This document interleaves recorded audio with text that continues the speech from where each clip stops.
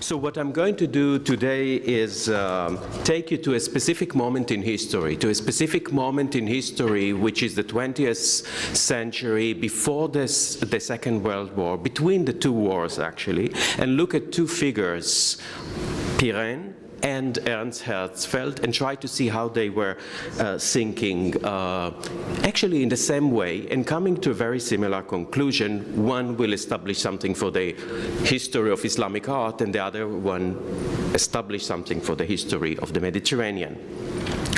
And I must say that I'm still much thinking of the last sentence of Amara from yesterday. If you remember, he finished his lecture with a very strong word like, "Give us back our Mediterranean." Now, this sentence, I must say, was just working in my head the whole night, and I was still thinking about it. Because first of all, when Amara is saying, "Give us back," it means that someone, first of all, took it out of us. Second, that we lost it. And the question is, when did we lost? When did we lose the Mediterranean? How is it that we need to get it back? And who took it from us? And the last question, and this is something that relates to my question, to my lecture, is give back our Mediterranean. That means that there are some people that could claim that they own the Mediterranean. And I wonder, who are these people? Now, I'm going to speak of two people who are going to claim that they own also the Mediterranean. So, the global turn in the field of art history and history today has dictated on us, art historians, several consideration and restriction for studying the visual world around us, and most of all, framed art history and history within a theoretical concept of reading of art and artifact and document. It is beyond the scope of this paper to go into details while questioning the ramification of applying some of the new global turn principle to the study of the history of the visual arts, like, for example, the re-employment of concepts such as decentralization and especially de-Westernization, and much termed as provincializing Europe. The disclosing of contact zone and peripheries as the playing stages for the dynamic of artistic networking, and of course the elusive term mobility, which puts dynamic of transmission of people, materials, and ideas. All of these are actually related to the Mediterranean. And yet, I would like to focus on this short study as another aspect that involves a new dimension of global art history and history. I would like to call our attention to another level of inquisition, the dynamic sphere of what I called intersection or intersecting historiographies. In the core of this paper are an exemplary case, the two main scholar figures, Henri Pirenne and Ernst Herzfeld. Both of them were academically active. You see Herzfeld on that side, Henri Pirenne, of course, on the other side. Both of them were academically active and productive during the first half of the 20th century, between the two world wars. In this respect, the writing of these two protagonists of this paper and the studied object of our scholarly observing eyes. Pirenne and Herzfeld images, namely their erudite mind, and even more explicitly, their cognitive modus operandi for making arguments and organizing material in specific order to produce knowledge, from the domain of this form the domain of this inquiry. Moreover, these issues are being discussed as reflecting the collective or perhaps global intellectual scheme at the beginning of the 20th century, a scheme that seems to form ways of arranging and presenting historical evidence, literary and visual alike, and making of ration, namely endowing this evidence with meaning and significance. Pirenne was mainly interested in the history of Europe, and especially in the moment in which the antique Roman world ceased and paved the way for the birth of the following period termed by him Middle Ages, the intermediate age needed for the establishing the particular story of European history as the one made up of moment of lost and found of knowledge. Thus, Although occupied by the birth of the medieval time in the Latin West, Pirenne seems to conform to the common wide Western frame of arranging historical knowledge in which the medieval period appeared as the necessarily required and preparatory one for the presenting the following epoch of the Renaissance as the age of the rediscovering the lost classical world. The second figure is Ernst Herzfeld, whose interest lies in the ancient history of the Near East, but also in the birth of a new aesthetic phenomenon called Islamic art at the heydays of late antiquity. Thus, both Pirenne and Herzfeld touched upon a specific intersecting moment in history in which, to use the title of Pirenne's book, could be termed as the age of Muhammad and Charlemagne. Better said, actually, Harun al-Rashid and Charlemagne, the era around the year 800. Pirenne focused on the age of Charlemagne and on the shift of centers of power in European history that took place within the establishment of the Carolingian dynasties over the Alps in the city of Aachen. Herzfeld, obsessed with the question about the 0 hour, the Stunde Null of Islamic art, focused on the history of the construction of the city of Baghdad, the new capital city of the Abbasid power on the shores of the river Tigris. And so, in the founding of Baghdad by the Abbasid Caliph al-Mansur in 762, a specific moment marking a major shift in the history of Islamic architecture. My intention is to look as if under magnifying glass and the intersecting historiography of the writing of these histories of Europe and the Near East in the very same conjuncture of time, namely between these two world wars. Through this vein of investigation, I am at understanding another global network that engages a traffic of academic knowledge as related to the writing of histories, arts, and architecture. In addition to the usual global network related to the movement of artistic ideas and technique, I would like to shift our attention to the mobility of ideas, academic ideas, concerning the writing of the past and the periodization. Henri Pirenne, 1862, died 1935, is well known for his controversial book Muhammad and Charlemagne. This book, published after Pirenne's death in 1935, the book appeared for the first time in English in 1954. Was already completed, the book, as a manuscript circa of 300 pages on May 4th in 1935. It was the crowning achievement. This is one of the papers of the manuscript that was found after he died in 1935 and was collected by his son. It was the crowning achievement of his last years of work and the climax of many years of research, as his son, Jacques Pirenne, tells us in the introduction to this book. And Pirenne's son adds that it was, and I cite, the problem of the end of antiquity and the beginning of the Middle Ages that had always occupied him, his father. End of citation. Most, and that while being interested in the economic history of Europe, Pirenne was exposed to the close relationship that existed between the conquest of Islam and the formation of the medieval Occident. The book is indeed the culmination of Pirenne's thought on the making of medieval Europe and the birth of the middle-class power and the important role that played in the creation of modern economy and culture.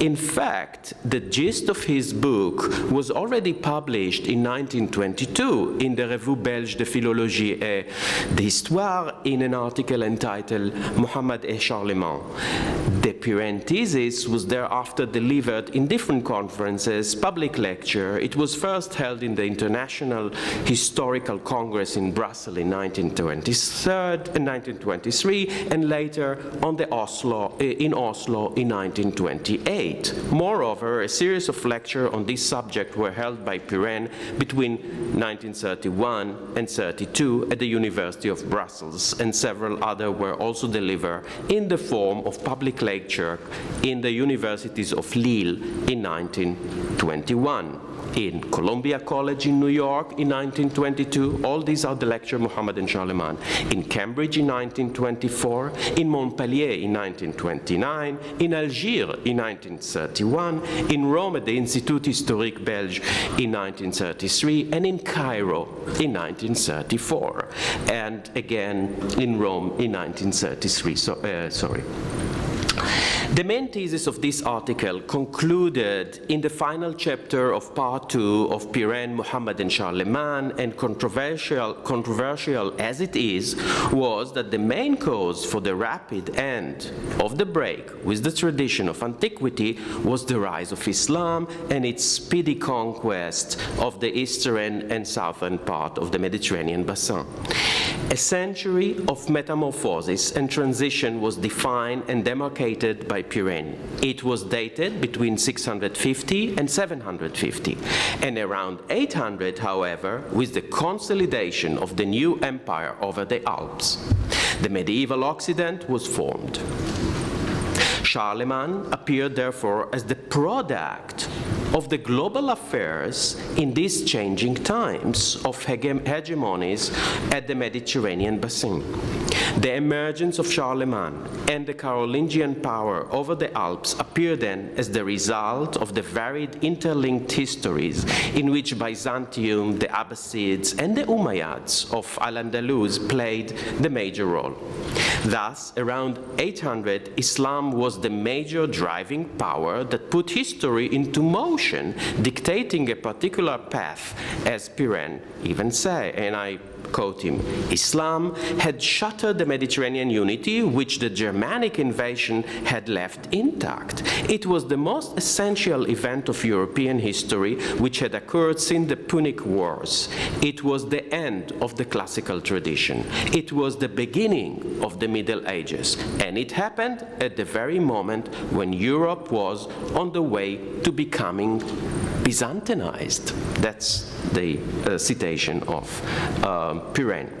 The important paragraph to which I will come, this important paragraph to which I will come later, clearly illustrate the main approach of Pirenne of interpreting historical events. It is the idea of rupture caused by an outside power that triggered a shift in the history of the Mediterranean.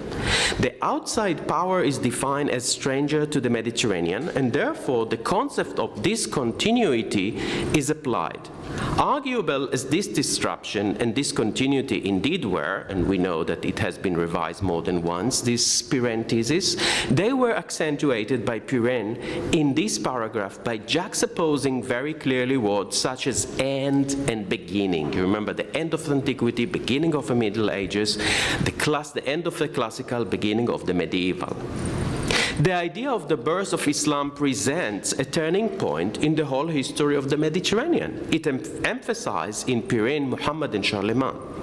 This means that Islam is the break in the seemingly ongoing syncretistic genre of interactions in the ancient classical world.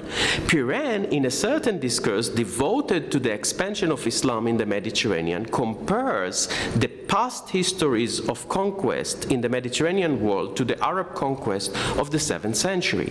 He defines it as a unique and totally different. It is worth citing this paragraph here. The Germans, I cite, became Romanized as soon as he entered Romania. The Roman, on the contrary, became Arabized as soon as he was conquered by Islam. It is true that well into the Middle Ages, certain small communities of Copts, Nestorians, and above all Jews survived in the midst of the Muslim world. Nevertheless, the whole environment was profoundly transformed. There was a clean cut a complete break with the past, where his power was effective, it was intolerable to the new master that any influence should escape the control of Allah. His law, derived from the Quran, was substitute for Roman law, and his language for Greek and Latin. When it was converted to Christianity, the empire, so to speak, underwent a change of soul. When it was converted into Islam, both its soul and its body were transformed. The change was as great in civil as in religious society. This is problematic, of course, and the whole idea of uniqueness that we heard even here is becoming really problematic, and I will come to it by the end. The use of the adverb and adjective such as profoundly, clear-cut, and complete, and the use of the metaphor of a change of body and soul transmit the idea of a total rupture, which mark an end of one phase and the start of another. And Pirenne even adds, and I cite, with the Islam, a new world was established on those Mediterranean shores which had formerly known the syncretism of the Roman civilization. A complete break was made, which was continued even to our own day. Henceforth, two different and hostile civilizations existed on the shores of Mare Nostrum. And although in our own days the European had subjected the Asiatic, he had not assimilated him. The sea, which had hitherto been center of Christianity, became its frontier. The Mediterranean unity was shattered. End of citation. But in fact, most Pirenne's thought seems to appear already in his no less influential book, Medieval Cities, Their Origin and the Revival of Trade, which was first published in English in 1925, and which was based on a series of lectures delivered between October and December in 1922 in several American universities. Most of his Muhammad and Charlemagne ideas were formulated in the first chapter, The Mediterranean, of this book. The closing paragraph of this chapter emphasized the main thesis of Pirenne, already in this book, in his Muhammad and Charlemagne, which will come later on the Mediterranean global world. And I cite from this first book, Medieval Cities. The Mediterranean had been a Roman lake. It is now became, for the most part, a Muslim lake. From this time on, it separated instead of uniting the east and the west of Europe. The tie which was still binding the Byzantine Empire to the Germanic kingdoms of the west was broken. End of citation. Moreover, in several other chapters, Pirenne is very clear about arguing without Islam, the Frankish Empire would probably never have existed, and Charlemagne, without Muhammad, would be inconceivable.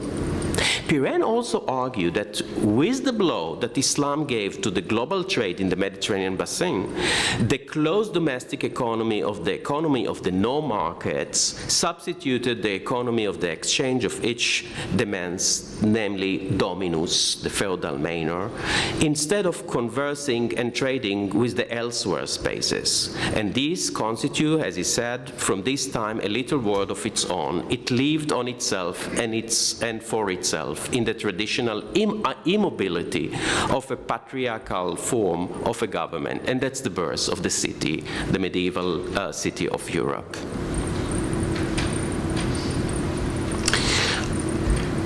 The last deductive hypothesis illustrates how Pirenne's logical mind was at work, clearly operating within the frame of cause and effect principle, and yet the concept of simultaneously was no less intriguing for him. And I think that is also very important, that he thinks of simultaneously things are happening in the Mediterranean, and one situation in, for example, Baghdad and Al-Mansur is going to affect Europe on the other side in Aachen. For he says, there is obvious more than mere coincidence in the simultaneity of the closing of the Mediterranean by Islam and the entry of the Carolingian on the scene. There is the distinct relation of cause and effect between the two.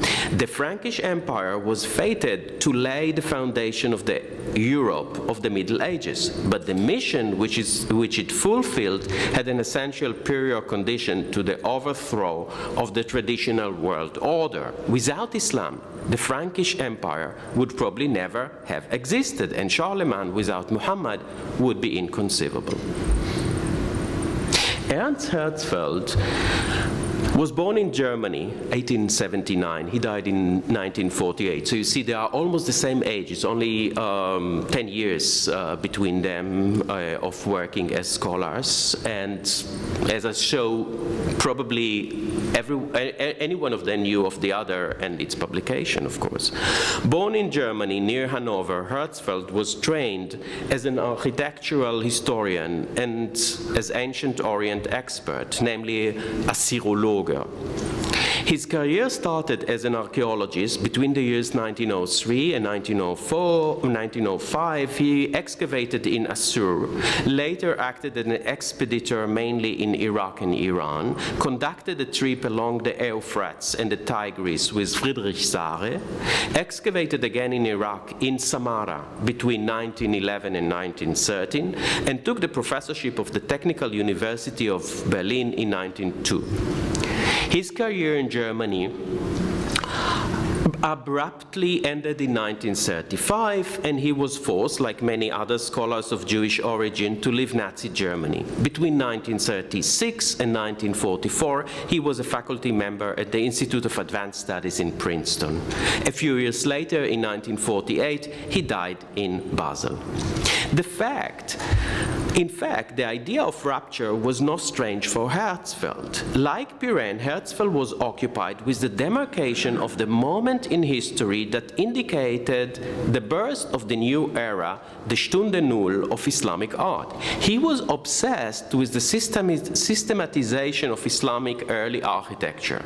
His full participation in the wide debate on the dating of the facade of Meshatta that was rebuilt in 1903 in Berlin in Pergamon Museum. Well, this is the famous Meshatta facade. It's a Umayyad palace of the end of the first half of the 8th century that was taken from the Ottoman Empire.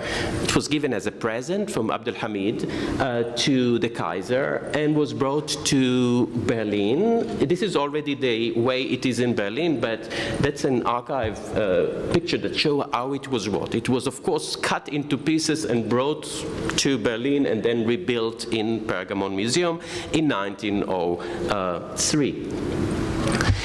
And the debate on this facade clearly illustrates this notion of the defining Islamic art. The title of Herzfeld's article published in Der Islam in 1910 is more than revealing. Die Genesis der islamischen Kunst und das Meshatta-Problem. That means the birth of Islamic art and the problem of Meshatta. It must be noted that the subtitle of Pirenne's book, Medieval City, also refers to the concept of Genesis, because the medieval city, the subtitle reads, their origins and the revival of trade. And the title of Pirenne's major last chapter, Muhammad and Charlemagne, is the beginning of the Middle Ages, like the Genesis that Ernst Herzfeld is using for Meshatta. However, the date of this facade raised the interest of many scholars in the field and thus illustrate how one sole monument could reflect the clash of art historian theories on the development of style and evolution of architecture in the art of the late antiquity and the Near East. I don't have time to speak about it. There were a lot of debate about this facade when it came to Berlin. No one knew exactly if it is Islamic. Some said that it is pre-Islamic, Sasanian, others said it's Byzantine. There were some people even talking about Ghassanid works of art, Byzantine work of art, so no one knew how to place it in time. And here, Herzfeld, in 1910, in an argumentation, put a time for this facade, claim it to be actually the art of liturgy, the art of melange that is happening by the late antiquity and creating the beginning of Islamic art. Do I have enough time, or do I have to click on? I don't see the time here. Okay. much involved in several expeditions in Mesopotamia, which were either supported by the Prussian Academy and Science and the American Oriental Exploration Fund of the University of Chicago. Herzfeld was fully aware of his participation in resurrecting a world lost in memory of humankind, and more importantly, of the significance of this excavation to reconsidering our knowledge about the genesis of our culture. He was involved in archaeological sites that were to mark the beginning of civilization, not only of Islam, Babylon, Assyria, Persepolis, and so on. His involvement with excavation in Mesopotamia, in mainly Assyria and Babylonian sites, brought to his conscious the idea of genesis or birth of cultures. Herzfeld is therefore a scientist who aims in clearly targeted the disclosing natal moment of civilization. I'll do. And yet, as nature and any scientific evolution paradigm might suggest, birth also bound to incubation, a preparatory phase in time. The Umayyad palace of Mashhad served Herzfeld as the best example for this model of systematization, because Mashhad marks both the end of the incubation and the turning point after which the road was made to leading towards the birth of Islamic art. I don't have time to say more about it, but it seems that he takes the same time of 650 to 750 and makes out of this time the moment of the incubation of Islamic art with Mashhad at its top, and then in 750 when Pirenne would claim the beginning of medieval time, and around the Carolingian dynasties in 800, he will argue for the beginning of the Islamic art with the city of Baghdad, the round city of Baghdad at that time. And this is just the ground plan of Baghdad that he would suggest. This is very interesting, but that was never excavated. It's all speculative, but here he is making of Baghdad a beginning of Islam with an ideal city which is round with all its problematic. What I want to show here, I'm just going to conclude now, that both of these scholars are actually working at the same time. They are working also with the idea of rupture in their mind for explaining historical event and beginning of eras. One will create a beginning of an era for Islamic art, the other one the beginning of an era of medieval time, which will be very much accepted because it's produce all the needed moment, the incubatory moment, the medieval time, for the Renaissance that will be praised later as the great moment of the Mediterranean and Europe. So they are working in a similar way, also working on the idea of a beginning of a city. Once is Baghdad, and once is the medieval cities of the Mediterranean, and creating a similar sort of historical interpretation for the Mediterranean. I would like just to end with a citation of Jacques Le Goff in the introduction that he wrote for the book of Pirenne, when the book of Pirenne, Muhammad and Charlemagne, was reprinted in German for a new edition in 1963 in the book Muhammad and Karl der Großen, and he said, "Was bleibt?" That means, what remains of Pirenne? And he said that, and I would like to cite Jacques Le Goff. And at the end, Pirenne's thesis, and be it true or false, has transformed the gaze of all those who, like Pirenne, raised later the same question about the birth of the Middle Ages. And I would even say that the same could be applied to Herzfeld, because the Herzfeld thesis of Baghdad has transformed the gaze of all those who, like Herzfeld, raised the same question about the genesis of the authentic or the unique Islamic art. Thank you.